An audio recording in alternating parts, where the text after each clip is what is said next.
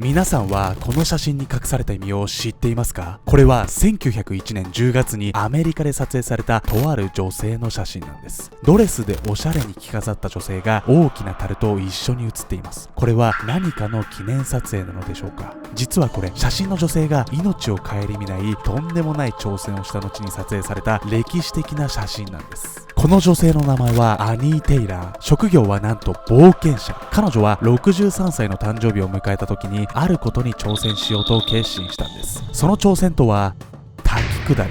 しかも写真のこの大樽の中に入って行うというんです。挑戦の結果は無事成功。大きな怪我をすることもなく生還することができたんです。では彼女が樽に入って下ったのはどのような滝だったのでしょうか？それはアメリカとカナダの国境に位置する落差51メートルの世界最大規模の滝、そうナイアガラの滝だったんです。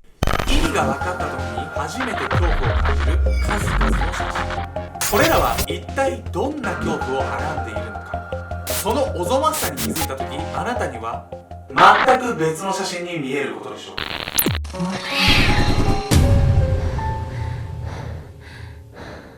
はいどうも、福生市出身のけんちゃんです。何回なんですよ。やみやみかです。どうですか皆さん、最初のね樽持ってるね女性の写真どう思いました？もうあれそんな高いとこからさ、樽の中で落ちて頭狂わないの？ぐるんぐるんなりそうじゃない？俺あれなんかドンキーコングのなんか樽落としのゲームなんで。いや違います全然違います。はい、続いてのね写真はこちら。ヤギがね人のね足の裏を舐めてるんですけど、もう普通に考えてくすぐったくないですかとかね思っちゃうじゃん。そんな平和なね写真じゃないんですよ。ヤギの特性。ヤギは誰でも知っている大変ポピュラーな動物ですよね。動物園や牧場などで実際に目にした人もいるんじゃないでしょうか。では先ほどの写真にはどんな意味があるんでしょうか。ヤギが人を舐めているようなんですが、男は鎖で繋がれているんです。平和な写真には見えないですよね。実はヤギには我々が知らない恐ろしい一面があったんです。この写真は18世紀のフランスで行われていたある出来事を絵にしたものなんです。この頃のフランスでは貴族に対して不満を持った民衆が反乱を起こしたフランス革命が起こるなどの激動の時代を迎えていたんです。そんな大荒れの当時のフランス。このヤギの写真は一体どのような事実が隠されているんでしょうか。まずヤギの下にはある特性があることはご存知でしょうか。ヤギの下は実はヤスリのようにザラザラとした表面になっているんです。これは下の摩擦を大きくして食料である草を食べやすいように発達したものなんです。そしてヤギにはもう一つ特性があります。それは塩が大好きということなんです。先ほど紹介したヤギの写真はこれらの特性を生かしてある恐ろしい行為に加担させていた怖い写真だったんです。詰まっただけなんです。ヤスリのような舌を持ち塩を好むヤギ、そして苦悶の表情を浮かべる男。勘のいい人だったらこの時点でどんな行為か想像できると思います。実はこの写真で行われているのは拷問なんです。実はヤギは拷問の道具として使われていたんです。写真の人間の足は罪人のもので、その足には塩水がたっぷりと塗られています。すると塩が大好きなヤギは足をペロペロと舐め続けるんです。これの一体どこが拷問なのかと思うかもしれないんですが、ただくすぐったいだけではないんです。確かに初めはくすぐったいだけなんですが、拷問というには軽すぎますよね。しかしこの行為はヤギを別の誰かがその場から引き離さない限りいつまでも足を舐め続けるんです。もう分かる人は分かると思うんですが、ヤギのヤスリのような舌はザラザラと徐々に足の裏の皮膚を削っていくんです。耐えきれなくなった皮膚は裂けて、今度は肉の部分が表面に現れるんです。足からは血が流れ、舐められるたびに激痛が走るんです。しかし血に含まれた塩分を求め、塩が大好きなヤギは舐めることをやめません。最終的には肉が剥げ落ち、ついには骨がむき出しになってしまうんです。これはヤギ攻めといい、主に18世紀のフランスで行われていた拷問方法なんです。足をヤスリ掛けされて少しずつ削られ、体が欠損していくという苦痛と恐怖は罪人の自白の強要にとても役立ったと言われているんです。他にも当時はネズミに腹部を食い破らせるといった動物を使ったおぞましい拷問が行われていたんです。怖すぎやろ。皆さんどうでした？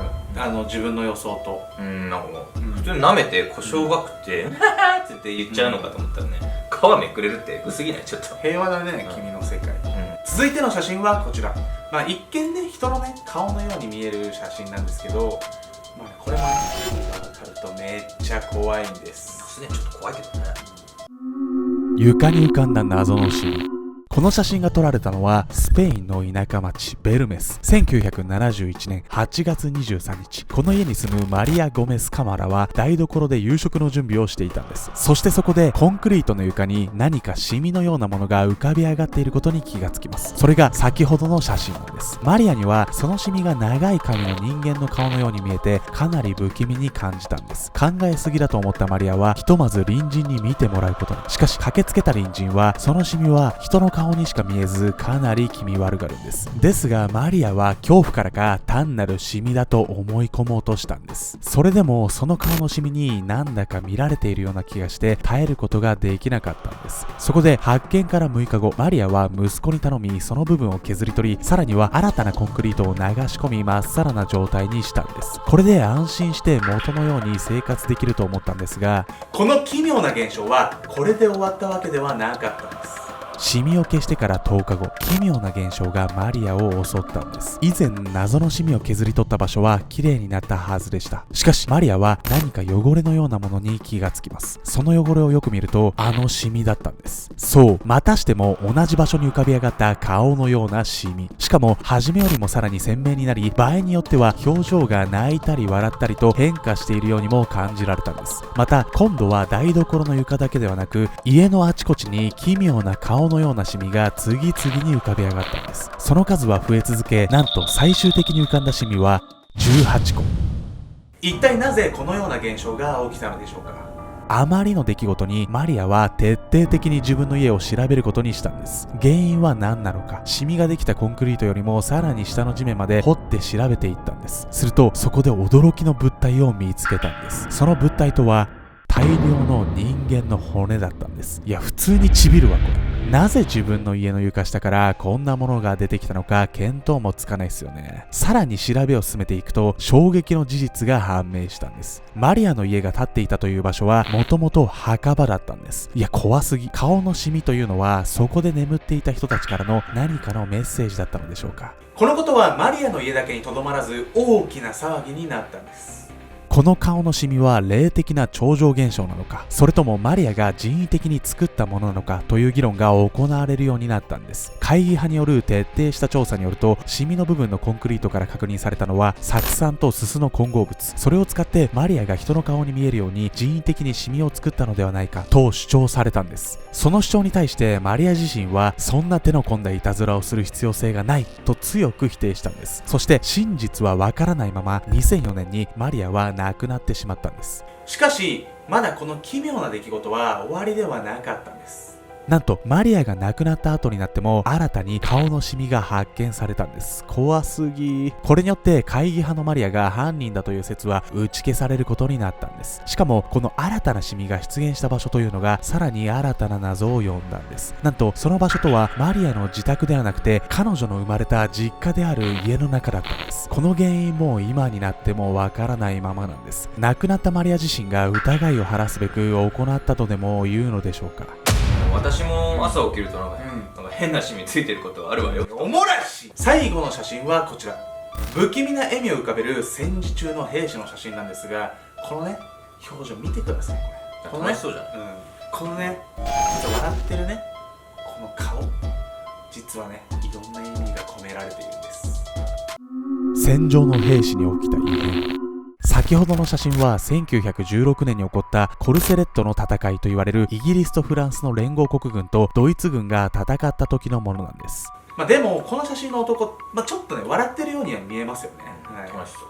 戦地で笑う兵士。戦いの合間、仲間たちと楽しいひとときを過ごしているとでも言うのでしょうか。辛い戦場での束の間の休息の写真ではないんです。この戦争は第一次世界大戦中の最大の海戦であり、世界で初めて機関銃や戦車が投入され、かなり熾烈な戦いだったんです。その熾烈さは被害者数が物語っているんです。イギリス軍が49万8000人、フランス軍が19万5000人、ドイツ軍が42万人という膨大な損害。しかしこれほどの損害にもかかわらず、両軍ともさほど成果を得られなかったんです。そしてただお互いの身を削っただけの戦いとなったんです。爆撃により次々に大勢の人の命が散っていく前線に身を置いた兵士たちにはある異変が起こったんです。その様子を捉えたのが先ほどの写真。まあね、このようにね、一見笑顔に見える兵士なんですが、実はこの兵士、精神を侵されているんです。彼が発症しているのは戦争神経症と言われる疾患。これは長期間戦場に居続けたために独特の高ストレスを受けてしまうことが原因で、精神に異常をきたす精神疾患なんです。またの名を戦闘疲労や戦場ノイローゼとも言われています。どんなに訓練を受けている兵士でも発症するのは時間の問題なんです。戦場という過酷な環境では長くても2、30日ほどしか正常な精神状態を保つことができないんです。そのため発症を防ぐ根本的な対処法は長期間にわたって前線に配置し続けないこと、そして定期的に前線を離れ安全な場所で休暇を与えること、これだけなんです。では具体的に戦争神経症とはどのような症状が起こるのでしょうか。常に強い恐怖や不安感を覚え、それに伴って全く眠ることができなくなるんです。さらに異常なまでに怒りやすくなる、逆に感情の起伏が全くなくなるということもあるようなんです。つまりこの写真の兵士は戦争のストレスによって感情のコントロールが効かなくなっている悲惨な状態。そのため戦場という過酷な環境にありながらも何も感じることができなくなり、笑ったような表情を浮かべることしかできなくなってしまったんです。いやマジでかわいそうっすよね。戦争神経症は近代になるまで病気としての認識が広まってなかったんです。そのため発症者の一般兵と戦争神経症を認識していない上官の間でこんな事件も起きているんです。アメリカ軍のジョージ・パットンという軍人がいたんですが、彼は戦争神経症で前線に行けなくなってしまった部下に対して臆病者は兵士ではないと言い拳銃を突きつけたんです。周りの人に止められ事なきを得たんですが、当時は大きな社会問題になったんです。そしてこのアルゴメトリの動画を見ている皆さんにもぜひ覚えておいてほしいのは、戦争で傷つくのは体だけではなくその心までもボロボロにするということなんです。チャンネル登録と高評価よろしくね。